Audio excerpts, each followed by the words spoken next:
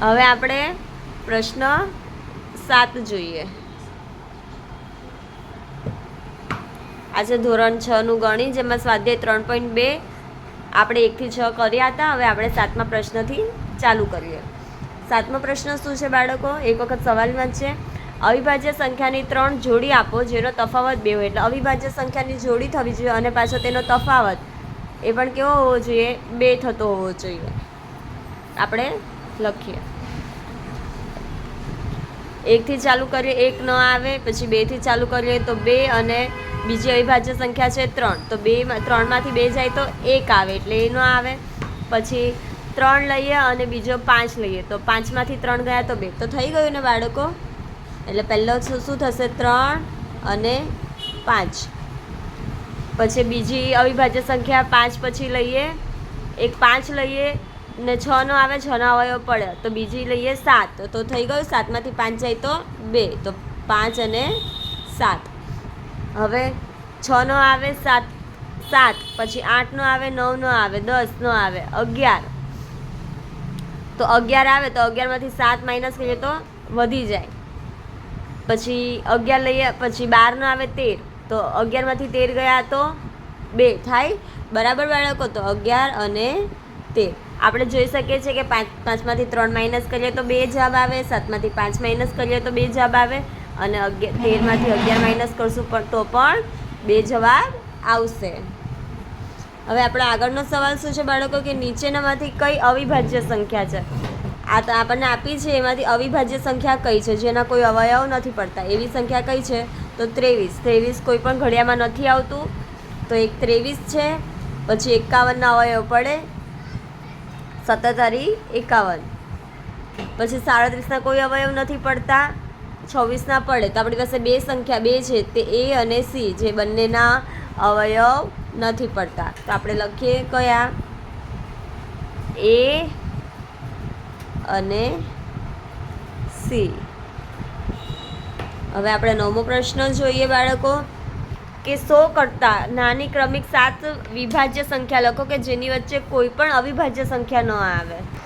આપણને 100 કરતાં નાની ક્રમિક સંખ્યા કીધી છે, અને એ પણ વિભાજ્ય સંખ્યા હોવી જોઈએ. કેવી વિભાજ્ય સંખ્યા? કે જેમની વચ્ચે કોઈ અવિભાજ્ય સંખ્યા આવે નહીં. તો આપણે ઊંધેથી ન સ્ટાર્ટ કરીએ બાળકો.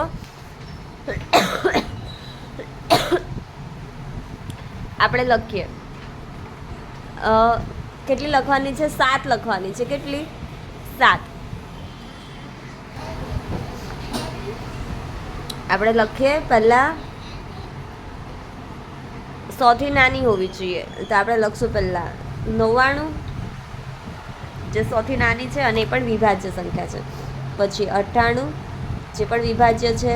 97 પણ વિભાજ્ય છે. 96 એ પણ વિભાજ્ય છે. 95 એ પણ વિભાજ્ય છે. 94 એ પણ વિભાજ્ય છે. 93, પછી શું આવશે? 93 એ પણ વિભાજ્ય સંખ્યા છે બાળકો. 9, 10, 11 ને 12, એટલે કે 3 વડે એને ભાગી શકાય. પછી 92 એ પણ વિભાજ્ય છે, અને 91 એ પણ વિભાજ્ય. કેટલી થઈ? 1, 2, 3, 4, 5, 6, 7, 8, 9 થઈ ગઈ છે બાળકો. આપણે નાની ક્રમિક 7 વિભાજ્ય સંખ્યા લખવાની છે, જેમની કોઈ પણ. તો આમાં જો આ બધી ક્રમસર છે, બધી જ વિભાજ્ય સંખ્યા છે, જેમાં એક પણ અવિભાજ્ય સંખ્યા નથી. આ બધી 100 કરતાં નાની છે અને બધી વિભાજ્ય સંખ્યા છે. પડી સમજ બાળકો? હવે આપણે આગળનો દાખલો જોઈએ. હવે આપણે પહેલો દાખલો જોઈએ 10માં. પહેલાં આપણે રકમ વાંચશું.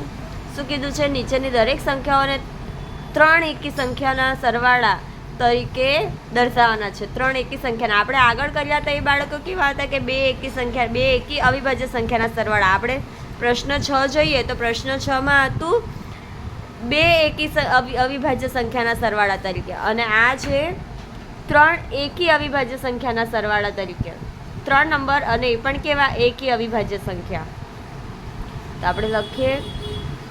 પહેલાં આપણે 1 ન આવે, 1 તો અવિભાજ્ય પણ નથી, વિભાજ્ય પણ નથી. પછી 2 ન આવે, પછી હવે 3 લઈને જોઈએ તો 3, પછી 4 ન આવે, 5 આવે, કારણ કે 5 અવિભાજ્ય પણ છે અને એકી સંખ્યા પણ છે. તો આ કેટલા થયા? 5 ને 3 8. હવે કેટલા ખૂટે છે બાળકો? 21માંથી 8 જાય તો તો કેટલા આવે બાળકો? 13 આવે. હવે 13 આવે જ, આપણે 13 અવિભાજ્ય સંખ્યા પણ છે ને 13 એકી સંખ્યા પણ છે, એટલે આપણું બરાબર છે. હવે આપણે બીજો નંબર જોઈએ. બીજો નંબર શું છે બાળકો? 31. હવે આપણે એમાં 1 ન આવે, 2 પણ ન આવે, તો 3 આવે, તો 3 લઈએ, પછી 5 લઈએ, પછી 6 ન આવે, 7 લઈએ. સોરી, આપણો સરવાળો જ 31 થઈ જવો જોઈએ બાળકો.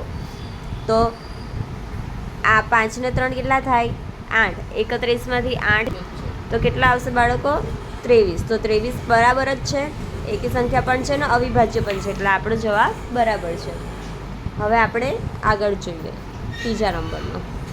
શું છે? 53. હવે બાળકો જો 53 એ મોટો નંબર છે, એટલે આપણે ડાયરેક્ટ 3 અને 5થી આ નાના નંબર લઈશું તો પછી આપણો જવાબ મેળ નહીં ખાય. તો આપણે શું કરશું? થોડાક આગળના મોટા નંબર લઈશું. તો આપણે 5 જવા દઈએ, પછી 6 તો વિભાજ્ય સંખ્યા છે, તો 7થી લઈએ. 7 પ્લસ 8 નો આવે, 9 નહીં, 10 નહીં, 11. 11 એકી સંખ્યા પણ છે અને અવિભાજ્ય સંખ્યા પણ છે. તો 11 ને 7 કેટલા થાય?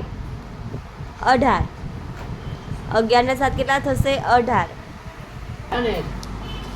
બાળકો જુઓ, આપણે 53માંથી આ 11 ને 7 માઇનસ કર્યો, 18 માઇનસ કર્યો, તો કેટલા આવે? 35 આવે. પણ 35 જો બાળકો આ શું છે? એકી સંખ્યા તો છે જ, પણ આ વિભાજ્ય છે, આનો અવયવ પડે છે, તો આપણે આ ન લઈ શકીએ, એટલે આ નથી લેવાનું. હવે આપણે આગળનો નંબર જોઈએ.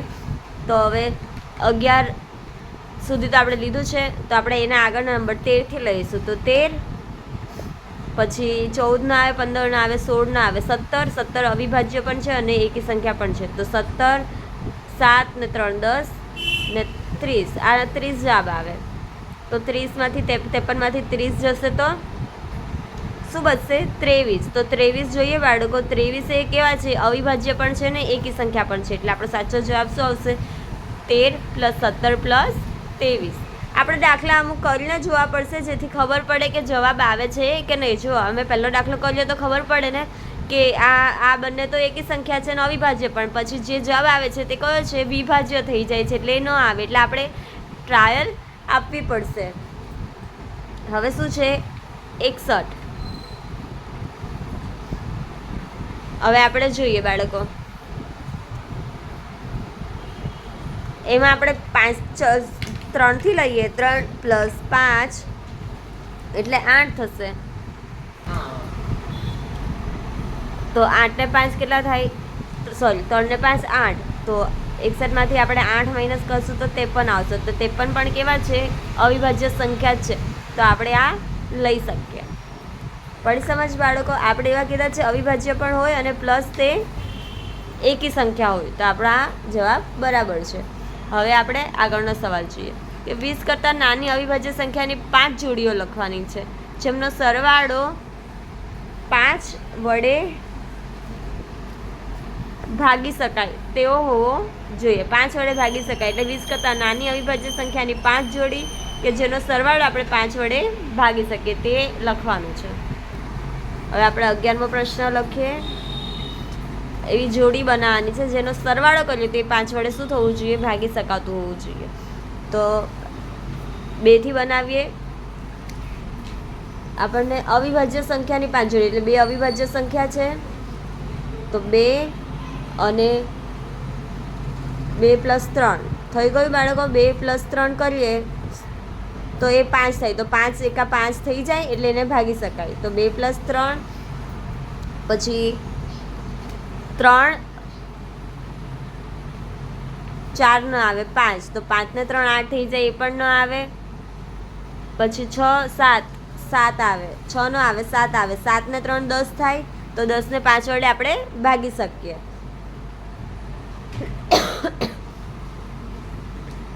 પછી 7 આવી ગયું. 7 8 ન આવે, 9 ન આવે, 10 ન આવે, 11. તો 11 ને 7 કેટલા થાય બાળકો? 18 થાય, જેને આપણે 5 વડે ન ભાગી શકીએ. પછી 11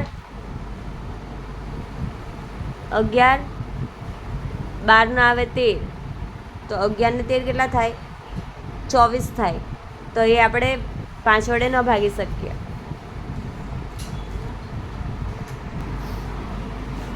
પછી 11, 12, 13 નહીં, 13 લખીએ તો 14, 15 ન આવે, 16 ન આવે, 17, તો 13 ને 17 કેટલા થાય બાળકો? 30 થાય. તો એ આપણે લખી શકીએ. તો 13 અને 17, એક 13 ને 17, પછી 17, પછી 17, 18, 19, તો 19 અને 17 એને પણ આપણે 5 વડે ન ભાગી શકીએ. પછી 19, 20, 21, 22, 23, 23 પ્લસ 19, 9, 10, 11, 12, એને આપણે ન ભાગી શકીએ, 42 થાય. પછી આપણને 20 કરતાં નાની જ કીધી છે બાળકો, જો તો આપણે એનાથી હવે આગળ ન જઈ શકીએ, 23 ન લઈ શકીએ, સોરી, એટલે 23 નહીં આવે, આપણે વધીને 19ની અંદર જ લેવાનું છે. તો આપણે ફરીથી એક વખત રિમાઇન્ડ કરીએ, 2 ને 3, પછી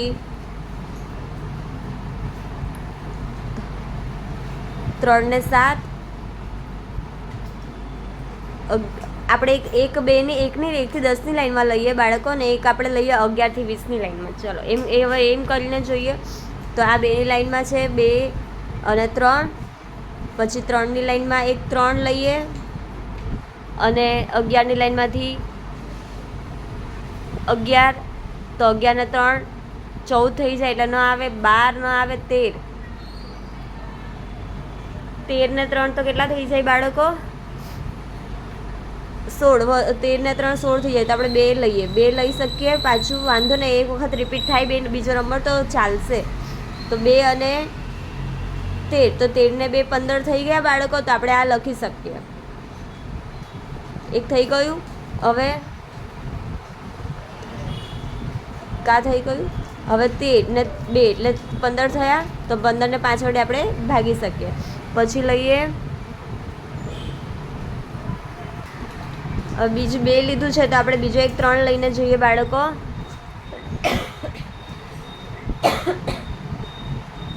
તો 3, અહીં આપણે 13 સુધી ગયા છે. તો 13 પછી 14, 15, 16 ન આવે, 17 આવે, તો 17 ને 3 કેટલા થાય બાળકો? 20 થાય.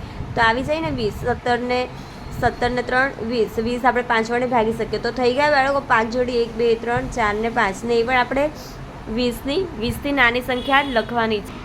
હવે આપણે ખાલી જગ્યાઓ જોઈએ કે જે સંખ્યા ફક્ત 2 અવયવ હોય તો તેને અવિભાજ્ય સંખ્યા, જેના 2 જ અવયવ હોય, એક નંબર પોતે અને બીજો 1, એને અવિભાજ્ય કહેવાય. જે સંખ્યાને 2 કરતાં વધારે હોય તેને વિભાજ્ય સંખ્યા કહેવાય. સંખ્યા એ કે અવિભાજ્ય પણ નથી કે વિભાજ્ય પણ નથી. સૌથી નાની અવિભાજ્ય સંખ્યા 2 છે, અને સૌથી નાની વિભાજ્ય સંખ્યા કઈ છે? 4, અને સૌથી નાની બેકી સંખ્યા કઈ છે? 2 છે. 2 એ શું છે? બેકી સંખ્યા.